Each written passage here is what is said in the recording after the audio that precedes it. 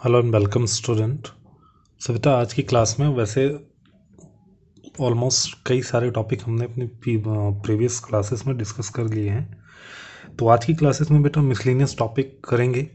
तो जो छोटे छोटे एक एक दो दो टॉपिक रहते हैं हमारे क्वेश्चंस में आते हैं वो बेटा डिस्कस करते चलेंगे आपके बुक के ही अकॉर्डिंग।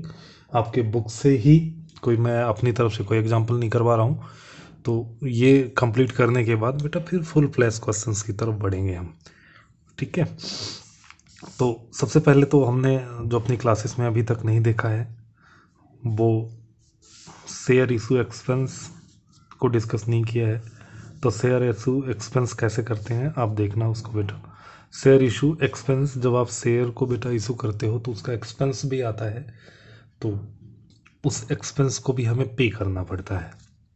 तो जैसे इस क्वेश्चन में बेटा यह हुआ है share issue expenses amount to ₹75,000। लेकिन उसको साथ में भी क्या कर रखा है उसने रिटर्न ऑफ भी कर रखा है सिक्योरिटी प्रीमियम के साथ। बेटा प्रोविजन होता है कंपनी एक्ट का कि अगर आपने कोई शेयर इशू एक्सपेंस किया है तो आप क्या कर सकते हो उसको राइट ऑफ कर सकते हो किसमें सिक्योरिटी प्रीमियम में। अगर सिक्योरिटी प्रीमियम अकाउंट में कोई बैलेंस है तो ठीक है, नहीं है तो फिर प्रॉफिट एंड लॉस में ही होगा।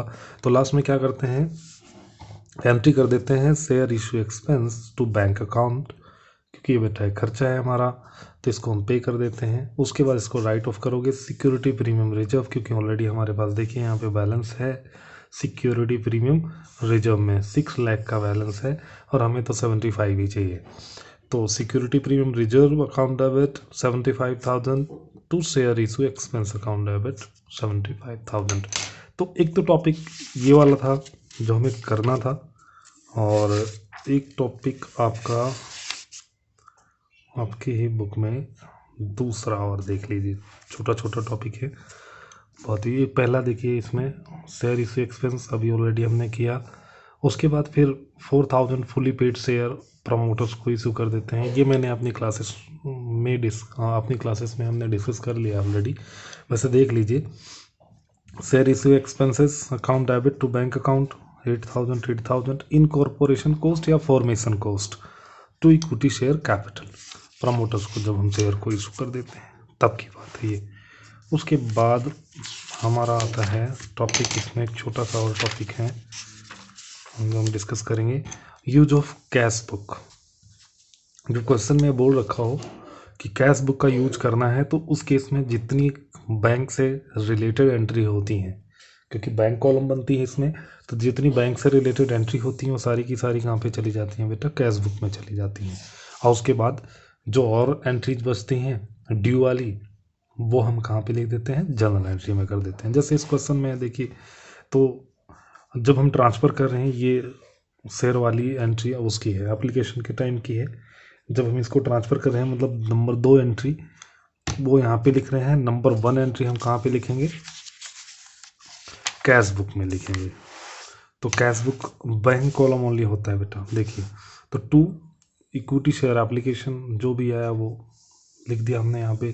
प्रेफरेंस शेयर का एप्लीकेशन आया फिर अलॉटमेंट से पैसे मिले फिर कहाँ से मिला फर्स्ट एंड फाइनल कॉल से पैसे मिले उसके बाद बैलेंस सीडी इधर निकल के आ गया। और बाकी की जो एंट्रीज होंगी वो सारी की सारी कहाँ पे आ जाएंगी जो नॉन कैश एंट्रीज होंगी। नॉन कैश एंट्रीज की जनरल एंट्री हम बना देंगे। लेकिन जब कैश बुक यूज करते हैं तो जो कैश से रिलेटेड मतलब जो बैंक वाली एंट्रीज होती हैं उनको बेटा हम यहाँ पे लिख देते हैं उनको कभी जनरल एंट्री में नहीं लिखते हैं। ठीक है। उसके बाद अंडर सब्सक्रिप्शन टॉपिक हमने कर लिया था। इशू ऑफ शेयर आपको पता है बेटा कंपनी एक्ट 2013 जब से आया है तब से इशू ऑन डिस्काउंट बंद हो गया है। अच्छा डिस्काउंट का क्या मतलब होता है जैसे कि 10 रुपये का शेयर है तो 9 रुपये में इशू कर दिया 8 रुपये में इशू कर दिया ये होता है डिस्काउंट। मतलब जितने का शेयर है उससे कम में इशू कर दिया। तो इस तरह का प्रोविजन अब बेटा बंद हो गया है। अब हम क्या नहीं कर सकते हैं डिस्काउंट पे इशू नहीं कर सकते अपने शेयर्स को। अगला ये ऑलरेडी हमने टॉपिक डिस्कस कर लिया issue of share for consideration other than cash. इसमें एक छोटी सी बात है जो हम आज डिस्कस करेंगे कि कंसीडरेशन कैसे निकालते हैं। तो कंसीडरेशन निकालने के लिए हम कैसे मतलब कैलकुलेट कैसे करते हैं वो देखिए। जैसे मान लीजिए यहाँ पे सन्ड्री एसेट्स हमने परचेज करी 9 लाख की ठीक है और इसमें दो कंडीशन दे रखी है, पूरे क्वेश्चन को देखते हैं तो ज़्यादा समझ आएगा। X limited purchase the business of y, y limited का बिजनेस उसने परचेज कर लिया 9 lakh payable in full paid shares, 9 lakh payable full paid shares और 10 रुपये का ईच है। तो एंट्री पास कीजिए, जब उसको हम क्या करते हैं एट पार पे इशू करते हैं और एट प्रीमियम पे इशू करते हैं। तो देखिए, तो पहले तो एंट्री वाली होगी, उसके बाद पहली कंडीशन है जब हम एट पार पे इशू कर रहे हैं। तो 9 लाख कितने शेयर इशू करेंगे पहले वाले केसेस में, तो रुपीज़ कितने हैं 9 लाख है, और एक शेयर की वैल्यू कितनी है बेटा 10 रुपये है। तो कितने शेयर इशू हो जाएंगे यहाँ पे 90,000 शेयर इशू हो जाएंगे। किस केस में, एट पार वाले केस में। और प्रीमियम वाले में कितने इशू हो जाएंगे, क्योंकि 25% क्या हो गया, प्रीमियम भी जुड़ गया इसमें, तो प्लस 2.5, तो अब कम शेयर इशू होंगे।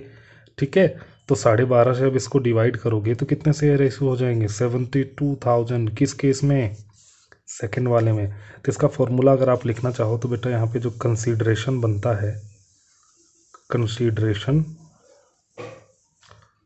अमाउंट डिवाइड में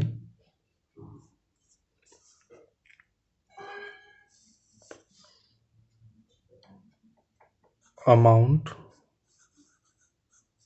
ऑफ शेयर, या फिर इशूइंग वैल्यू ऑफ शेयर, ये ऐसे लिख सकते हो आप, इशूइंग वैल्यू ऑफ शेयर। तो ये निकल आ जाएगा आपका नंबर ऑफ शेयर, आपने कितना शेयर इशू किया है। अब जैसे पहले केस में इशूइंग वैल्यू कितनी थी 10 रुपये, दूसरे केस में इशूइंग वैल्यू कितनी है बेटा 12.5 रुपये है। तो शेयर का निकल जाएगा, क्योंकि अब यहाँ पे हमें ज़रूरत पड़ेगी ना। देखिए यहाँ पे हमें पता होना चाहिए ना हमारी कैपिटल में कितना जाएगा, रिजर्व में कितना जाएगा। तो इस तरह से हम क्या कर लेंगे, कंसीडरेशन की वैल्यू निकाल लेते हैं, सॉरी नंबर ऑफ शेयर की वैल्यू निकाल ले, नंबर ऑफ शेयर कितने इशू करेंगे उसकी निकाल लेते हैं, क्योंकि कंसीडरेशन तो ऑलरेडी आपके क्वेश्चंस में गिवन रहता है। तो देखिए, नंबर ऑफ इक्विटी शेयर कितना इशू करेंगे ये बता रखा है उसी तरह से। तो बस यही है बेटा इसमें क्वेश्चंस में, क्योंकि ऑलरेडी हम कर चुके हैं। अब कोल सिनेरियो और डिस्कस कर चुके हैं, इंटरेस्ट ऑन कोल सिनेरियो ये अब सिलेबस में नहीं है, आपके किसी काम का नहीं है। तो पेड इन एडवांस भी कर चुके हैं, interest on paid in advance ये भी सिलेबस में नहीं है। तो ऑलमोस्ट टॉपिक हम कवर कर चुके हैं अपनी क्लासेस में। ओवर सब्सक्रिप्शन का टॉपिक कर लिया है, लेकिन पूरे तरीके से भी किया नहीं है, क्योंकि इसमें अभी बहुत सारी चीज़ें आ रही हैं जो हमें करनी है। जैसे इस तरह का टॉपिक हम ऑलरेडी कर चुके हैं।